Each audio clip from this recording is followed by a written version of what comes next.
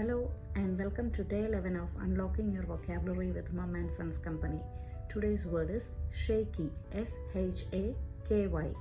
Shaky എന്ന വാക്ക് പല സാഹചര്യങ്ങളിൽ നമുക്ക് ഉപയോഗിക്കാം. അത് ഏതൊക്കെയാണെന്നൊന്ന് ശ്രദ്ധിച്ചു നോക്കാം. ഫസ്റ്റ് വൺ ഇസ് അൺസ്റ്റേബിൾ അല്ലെങ്കിൽ വോബ്ലി. ഫിസിക്കലായിട്ടുള്ള ഒരു സാഹചര്യത്തെക്കുറിച്ച് പറയാനാണ് ഇത് ഉപയോഗിക്കുന്നത്. അസ്ഥിരമായ, ഇളകുന്ന എന്നൊക്കെയാണ് ഈ ഒരു സാഹചര്യം. That stone is വോബ്ലി.